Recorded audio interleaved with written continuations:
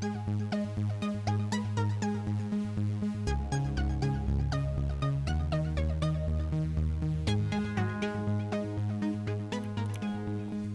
I'm Xana Winans, the president of Golden Proportions Marketing. Today, we're going to talk about a couple of simple tips that can make a huge difference in the quality of the video testimonials that you're shooting of satisfied patients, and we're going to use your cell phone to do it. Quality patient testimonials are absolute gold because done right, they can build a lot of credibility and trust for you. Poorly produced videos can reflect badly on you. It's the little things that matter.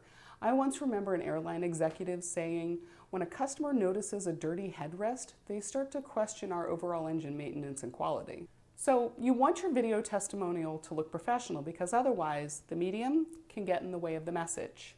You want your testimonials to be short and to the point.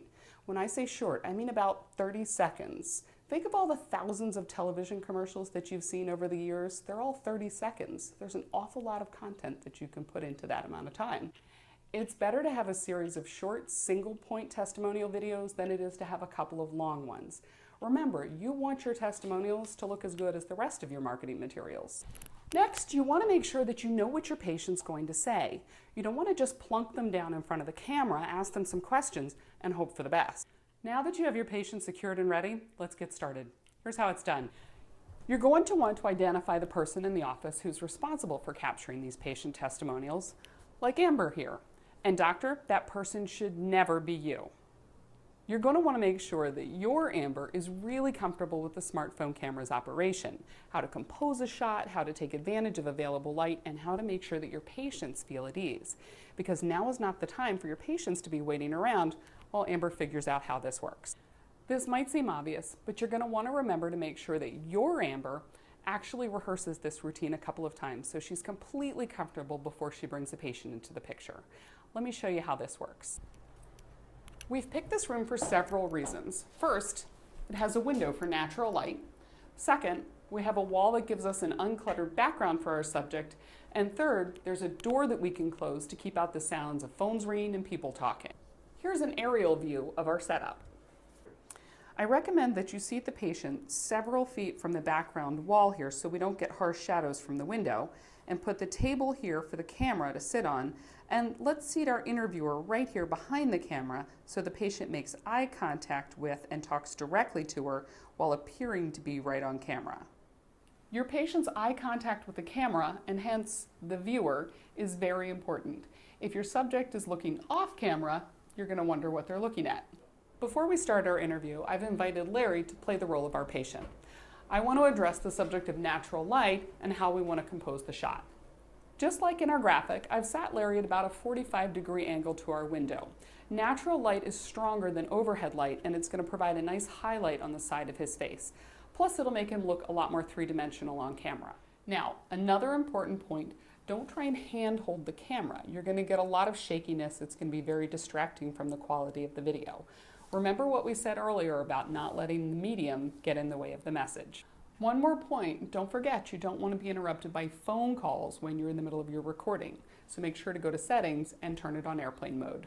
Also, check out Amazon for one of these mini tripods. You can attach it to just about anything to hold the camera level and steady.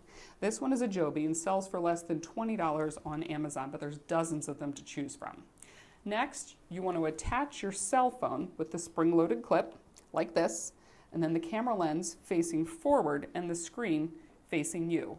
Make sure to rotate the camera to the landscape or horizontal position so that the playback will work the best on iPhones, iPods, and computers. If you already have a larger tripod, then buy one of these for $12 to $14 and it'll adapt your existing tripod to fit smartphone cameras. Smartphones have a built-in microphone where the audio is pretty good, but if you want high-quality audio, I'm going to suggest that you invest in a $25 lavalier microphone. It'll plug right into the audio jack of your phone.